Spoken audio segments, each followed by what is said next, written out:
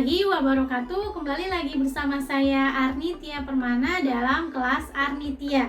Kali ini kita akan membahas materi kelas 8 yang berjudul drama.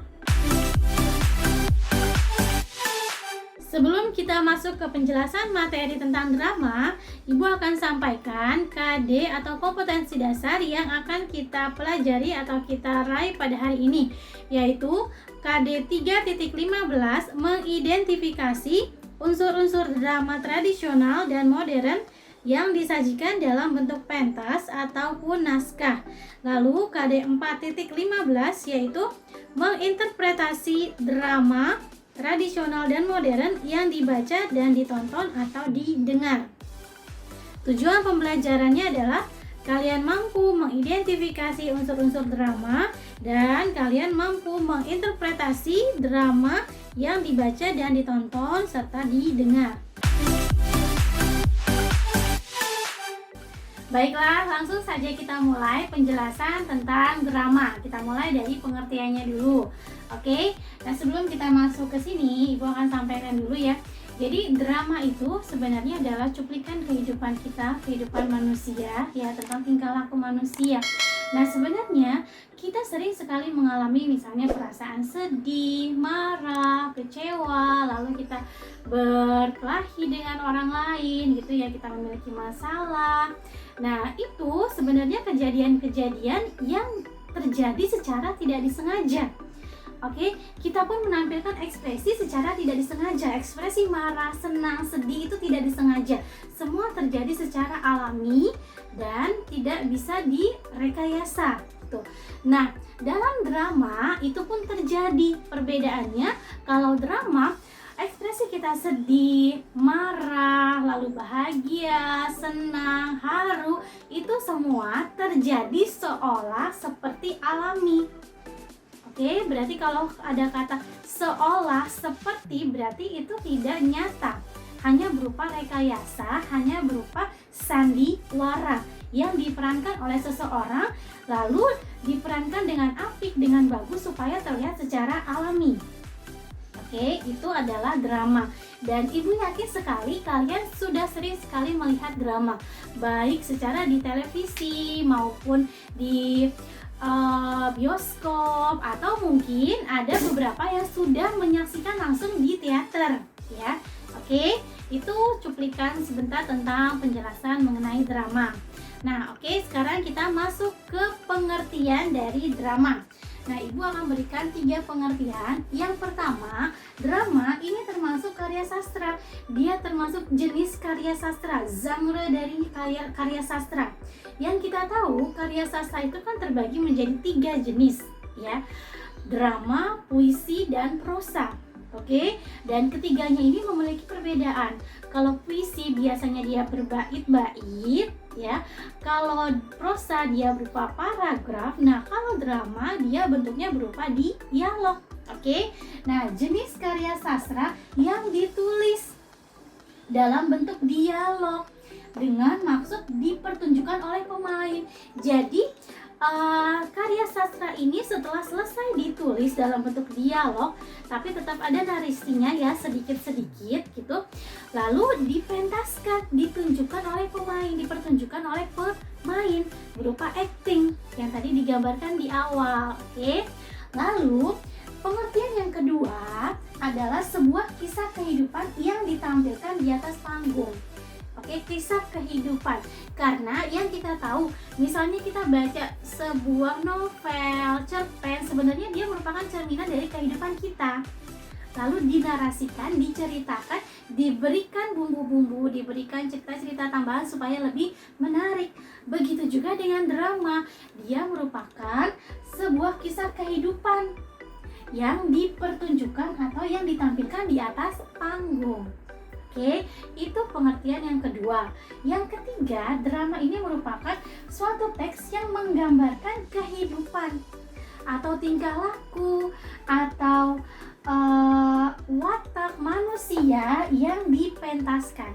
Jadi intinya drama itu setelah selesai kita tulis naskahnya, lalu kita pentaskan, kita sajikan, kita acting, kita bersandiwara supaya terlihat benar-benar nyata dan alami, supaya penonton itu bisa menghayati peran kita, menerima peran kita, dan kita bisa menghibur mereka.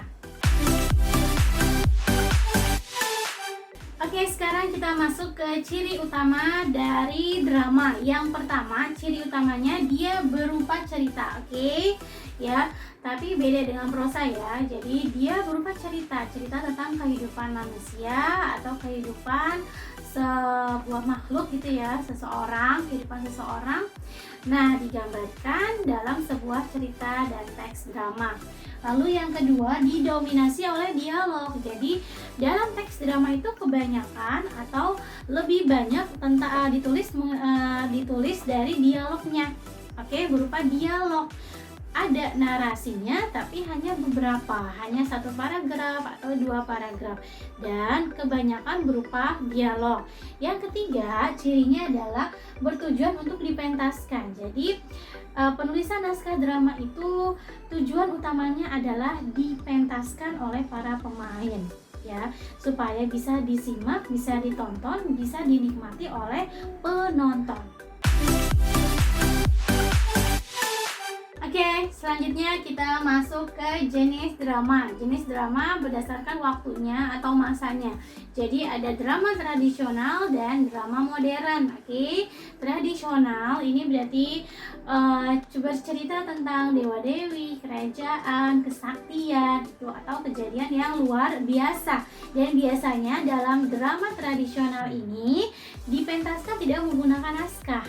Oke, itu adalah drama tradisional. Oke, yang kedua, drama modern. Nah, drama modern ini biasanya dipentaskan menggunakan naskah. Jadi ada naskah dramanya dan bertujuan untuk memberikan pendidikan atau memberikan contoh yang baik kepada masyarakat tentang bagaimana kita harus berkehidupan, bagaimana kita harus bersosialisasi, bagaimana ketika kita memiliki masalah lalu solusinya seperti apa gitu. Karena dalam drama modern ini tidak mengandung hal-hal yang gaib atau yang magic seperti tradisional.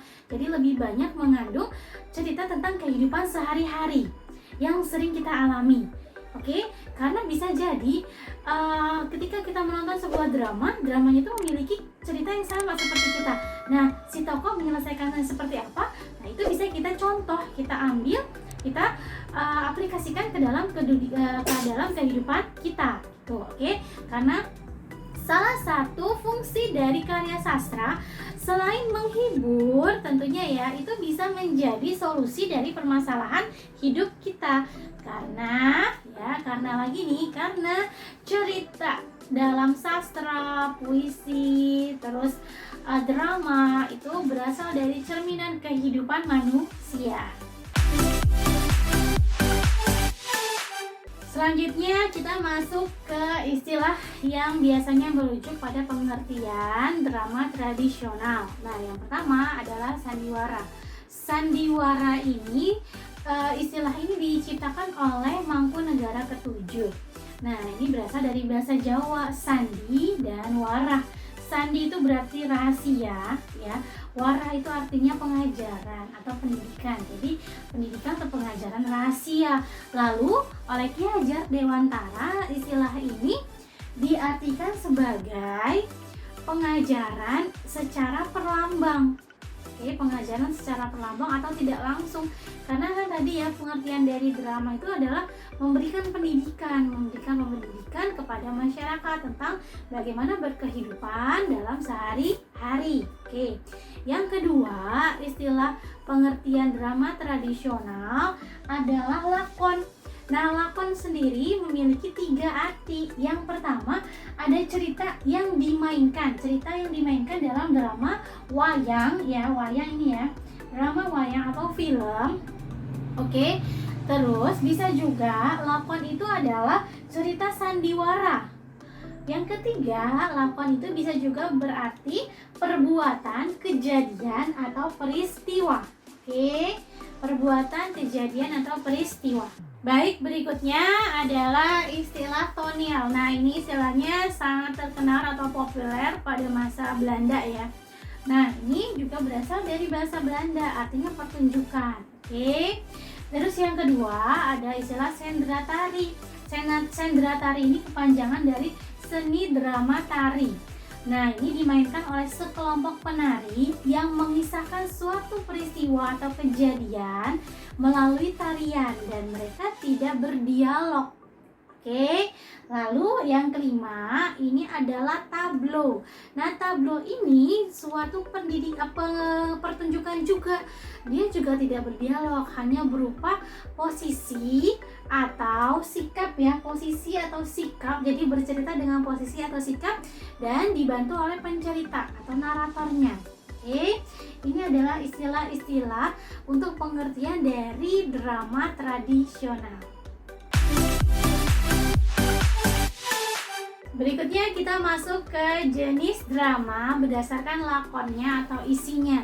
Jadi ada drama komedi nih ya, atau pertama tragedi dulu. Drama tragedi ini berisi kesedihan. Jadi berisi kesedihan di awal cerita sampai akhir. Lalu yang kedua komedi, ini berisi hal-hal yang lucu. Lalu yang ketiga ada drama tragikomedi. Nah, ini berisi perpaduan antara kelucuan dan kesedihan. Oke, yang keempat ada drama opera. Kalau opera ini pertunjukan atau drama yang dialognya itu dinyanyikan lalu diiringi dengan musik. Yang kelima ada melodrama, melodi ya. Jadi ini pertunjukan atau drama yang dialognya itu diucapkan lalu diiringi dengan musik juga. Oke, jadi bedanya kalau opera dinyanyikan, kalau melodrama diucapkan dialognya. Oke, berikutnya adalah unsur drama. Unsur drama yang pertama adalah tokoh. Nah, tokoh ini merupakan orang yang berperan dalam drama. Orang yang berperan dalam drama. Nah, jenis tokoh ini terbagi menjadi 3. Ada tokoh protagonis, antagonis, dan tritagonis. Protagonis ini adalah tokoh utama, tokoh yang sering muncul ya. Oke, dan antagonis ini adalah tokoh penentang cerita. Yang ketiga adalah tritagonis, adalah tokoh pendukung atau pembantu atau pelerai dalam sebuah cerita dramanya. Oke, nah protagonis ini juga bisa disebut tokoh pendukung dalam cerita. Antagonis penentang, protagonis adalah pendukung cerita. Unsur drama yang kedua ini adalah tentang perwatakan. Jadi watak ini adalah penggambaran sifat ya, sifat tokoh atau sikap si tokoh dalam memerankan dalam sebuah drama gitu ya, peran dalam sebuah drama. Nah, watak ini terbagi menjadi 3 jenis ya. Ada 3 jenis nih penggambarannya. Yang pertama berdasarkan keadaan fisik. Nah, ini bisa meliputi yang digambarkannya itu adalah umurnya, jenis kelaminnya, lalu bagaimana kondisi tubuhnya, bagaimana wajahnya, pokoknya secara fisik digambarkan. Lalu yang kedua ini secara keadaan psikis, berarti tentang kejiwaannya, bagaimana emosinya, keadaan moralnya, standar moralnya, kegemarannya apa, lalu misalnya tentang ambisinya, temperamen kah atau tidak. Nah, ini digambarkan dengan keadaan psikis. Yang ketiga ini keadaan sosiologis atau keadaan sosialnya. Ini meliputi kelas sosialnya, pekerjaannya, oke, lalu jabatannya, oke. Nah, itu merupakan keadaan sosiologis. Unsur drama selanjutnya adalah alur. Alur ini adalah rangkaian peristiwa dalam sebuah drama. Oke, alur ini ada tahapan-tahapannya atau jenis-jenisnya nih. Pertama, dia pengenalan cerita dulu, awal ceritanya, pengenalan cerita, latar atau tokohnya. Yang kedua, baru dia masuk ke awal masalah atau masalah awal. Nah, ini ya. Jadi belum menuju puncak, masih awalnya, penyebabnya. Yang ketiga, baru ini masalahnya semakin komplikasi, semakin menuju ke puncak atau malah dia sudah di puncak semakin rumit ya, atau dia klimaks, sudah masuk ke klimaks. Dan yang keempat ini masuk ke penyelesaian atau solusi. Oke, ini tahapan dalam alur. Lalu unsur drama yang berikutnya adalah tema. Tema adalah ide cerita, atau kalau dalam hal ini kan drama berarti ide dasar dalam sebuah drama. Yang kelima ini adalah setting atau latar. Nah, setting atau latar dalam sebuah drama memegang peranan yang sangat penting, karena kita mau membuat seolah-olah nyata, seolah-olah alami, makanya sangat diperlukan setting atau latar yang mendukung, mendukung sebuah dramanya. Oke, jadi ini akan digambarkan misalnya tempatnya kita di ruang tamu. Berarti jadikan sebuah ruangan itu atau jadikan panggung itu menjadi ruang tamu. Ada kursi, meja, pajangan-pajangan atau foto-foto. Oke, suasananya pun dibuat seperti ruang tamu. Waktunya pun kalau misalnya di pagar hari berarti itu sangat dibutuhkan lighting atau pencahayaan ya. Jadi ketika kita mau mementaskan drama, di setting ini adalah poin pentingnya, ada lightingnya ya, propertinya itu harus benar-benar mendukung kostumnya gitu, make upnya bukan make up fantasi tapi make up karakter. Kalau memang kita misalnya umurnya masih 20-an lalu kita memerankan sebagai orang tua, berarti dibutuhkan make up yang sesuai, make up karakternya yang sesuai supaya menyerupai orang yang sudah tua tuh. Oke, nah ini jadi baru 5 ya, nanti selanjutnya akan Ibu bahas unsur drama yang berikutnya. Yang keenam dari unsur drama adalah dialog. Dialog ini maksudnya adalah ucapan atau percakapan yang harus diucapkan oleh si pemeran dalam drama. Nah, dalam dialog ada 3 hal yang harus diperhatikan. Yang pertama adalah tokoh. Tokoh ini adalah orang yang mengucapkan dialog. Yang kedua adalah wawancang. Nah, wawancang ini maksudnya adalah dialog yang harus diucapkan oleh pemain atau tokoh dalam sebuah drama. Oke, yang ketiga adalah kramagung. Kramagung ini maksudnya adalah petunjuk perilaku atau perilaku yang harus dilakukan oleh pemain. Kalau dalam naskah drama itu biasanya dia ada dialog nih, saya ingin keluar dulu dalam kurung gitu ya, membuka pintu, atau dia menggunakan huruf miring gitu. Itu adalah petunjuk perilakunya atau hal yang harus dilakukan oleh si tokoh. Namanya adalah kramagung. Oke, unsur drama yang berikutnya adalah bahasa. Nah, ini bahasa adalah bahasa yang digunakan atau alat komunikasi yang digunakan dalam sebuah drama. Dalam bahasa itu juga bisa mengetahui watak, latar, atau peristiwa yang terjadi dalam sebuah drama. Yang ke-8 ini adalah amanat atau pesan moral. Jadi, setiap karya sastra pasti memiliki pesan moral atau amanat yang ingin disampaikan. Oke, ini jadi hal yang dapat kita teladani dalam drama tersebut. Ya, kita masuk ke materi berikutnya, yaitu menafsirkan isi drama atau menginterpretasikan drama.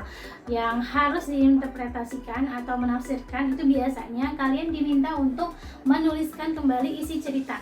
Menuliskan kembali isi cerita dalam drama. Otomatis kalian harus memahami dramanya dulu, membaca dramanya dulu, naskah dramanya, atau kalian menyaksikan langsung pementasan dramanya. Yang kedua, kalian menuliskan daya tarik ceritanya dalam drama itu. Daya tariknya apa? Apa hal menarik yang menurut kalian itu bisa kalian makin penasaran, menyukai drama tersebut? Apa hal menariknya? Dituliskan. Setelah itu, kalian juga menuliskan pelajaran hidup atau amanat atau pesan moral yang dapat diambil dalam drama tersebut.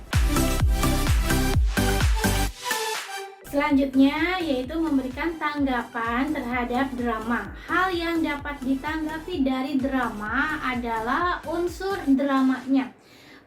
Bisa berupa tokoh, watak, latar, amanat, lalu dialognya, lalu bisa juga berupa settingnya atau alurnya kita tanggapi. Oke.